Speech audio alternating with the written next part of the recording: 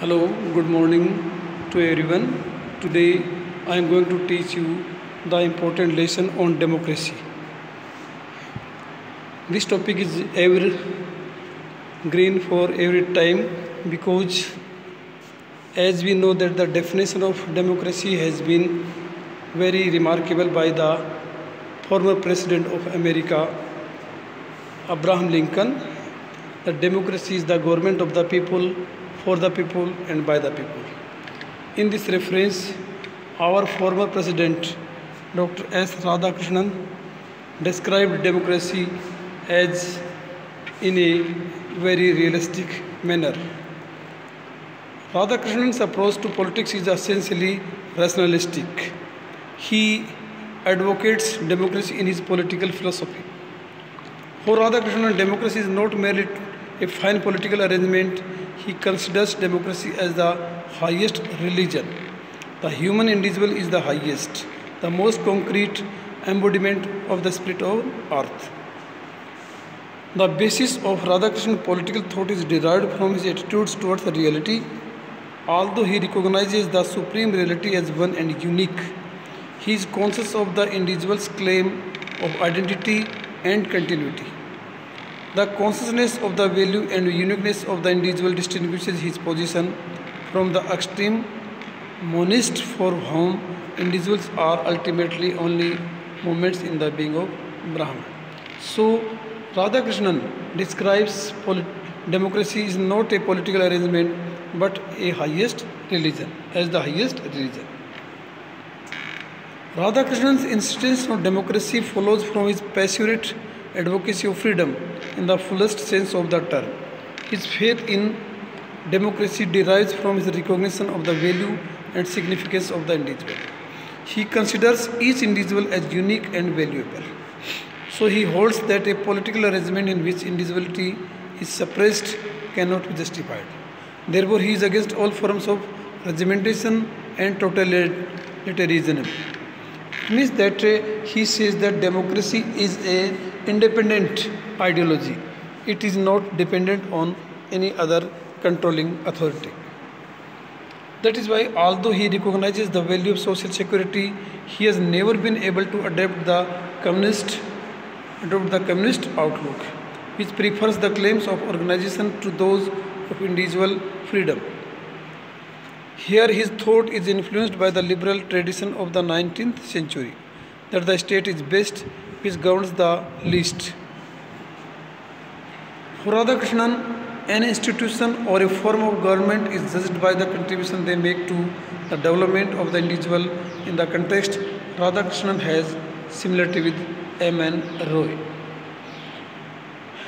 As a spiritualistic thinker, Radhakrishnan holds that Indian democracy must have a basis in ethics and religion. For him, democracy is the political expression of the ethical principle that the true end of man is the responsible freedom. Radhakrishnan focuses on the concept of freedom that is near to democracy. The ideal of democracy is a balance of liberties and organized harmony of individual freedom. For him, the most important feature of democracy is individual freedom, non-violence, respect of the collective will, restraint, equality and justice for all. Liberty is a condition for man's growth, hence no one can claim man's support without their voluntary acceptance. Radhakrishnan always gives importance on the freedom of expression. He says that without freedom of expression, truth can't come out. Freedom of speech is therefore necessary both as evidence and expression of freedom of choice.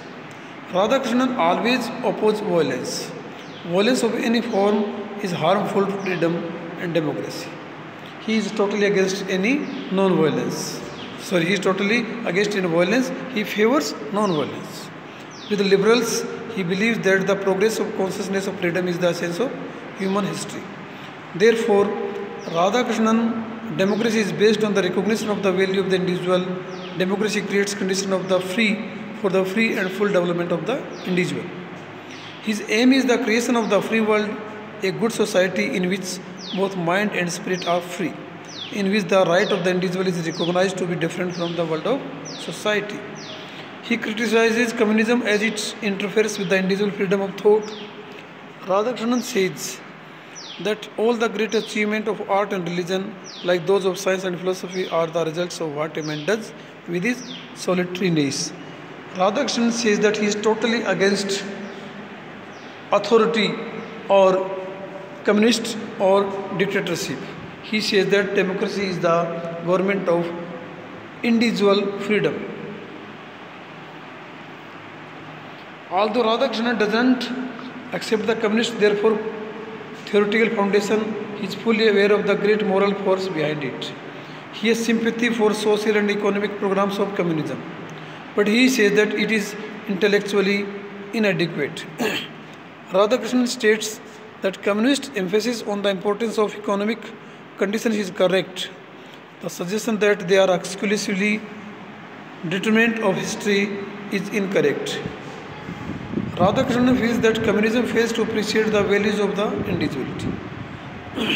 So he states, all progress is due to the initiation of the new ideas for exceptionally endowed individuals. Radhakrishnan's faith in the individual has the force of a mystic intuition. The sense is that he favors individual freedom, not the concept of communism.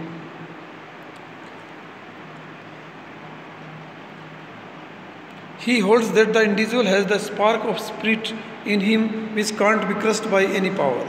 Regarding the relation of individual man to society, Radhakrishnan holds that there is a primordial relationship between man and society.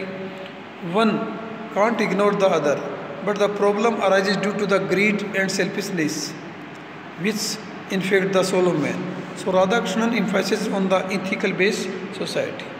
He doesn't want a society constituted by a collective people of egocentric century. He longs for a society having no opposition between individual good and social good.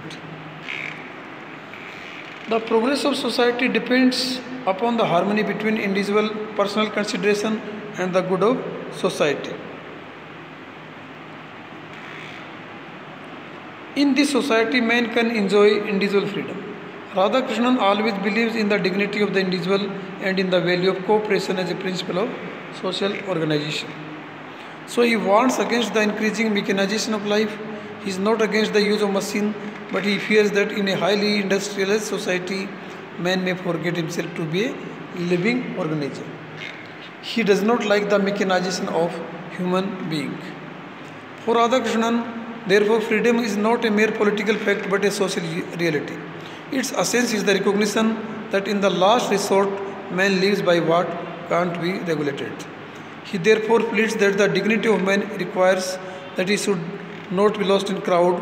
He is against imperialism in the field of politics and capitalism in the field of economics. He does not like the imperialism, capitalism and mechanization of economics, because he feels that in such systems the individual loses his freedom. Radhakrishnan realizes that it may be difficult to attain a balance between self-expression and social duty, but he has no doubt in his mind that a balance of liberties and a recognized harmony of individual freedom is the ideal. He is against unrestricted freedom, whether of the individual or of class. Both freedom and justice are, according to him, expression of man's innate rationality. Man can develop their latent abilities in an atmosphere of freedom and justice. Thus, for Radhakrishnan, democracy is the political expression of the ethical principle that the true end of man is responsible freedom. The ideal of democracy is a balance of liberties and organized harmony of individual freedom. He realizes that the progress of nation is possible with freedom of man. He stresses on equal distribution of wealth and freedom, self-development. Radha's call for freedom is not, however, intellectual. It is also conditioned by the recognition that freedom alone can fulfill the emotional urge of sensitive men and women. But as a spiritual thinker, he believes that all this can be achieved by religious faith. Like Aman Roy, Radhakrishnan also feels that both society and state should be based on the principle of decentralization of power. Centralization of power is in only communism and capitalism dictatorship, but in democracy, it is the principle of decentralization of power. Radhakrishnan holds that too much centralization of power may be curb individual freedom. He is hanging for he is longing for a society where everyone will perform duties not by force but by persuasion. It is to be noted that Radhakrishnan recognizes the supreme value of the individual. For him, man is a spark of spirit, a child of God. The individual must therefore have the liberty to develop his fullest capacity, and this he can do in an atmosphere of freedom. Freedom is not, however, alien to discipline, for freedom of individual depends on their mutual consideration for one another. This gives rise to the rule of law, so there can be justice for all. In the real sense, Radhakrishnan wholeheartedly accepts the well-known democratic theory of sovereignty of the people. So, in this essay, Radhakrishnan has described so many types of characteristics which suit the government of democracy, because democracy is not a government controlled by authority, controlled by power, controlled by totalitarianism. It means dictatorship. Democracy is a concept, a government of free people who have their freedom of individualness or expression. They can speak, they can behave, they can talk in a free manner. His approach in this is fully logical, based on rationalism. He says that democracy is not a political arrangement. He considers it as the highest religion, above from the narrow mentality.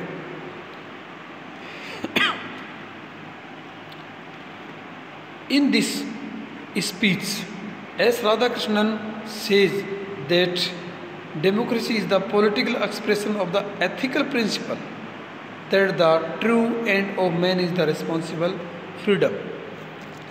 He also says that where there is violence, there can't be democracy. Democracy survives only in non-violent atmosphere. So he focuses on the individual freedom of thought that is totally contrary to communism.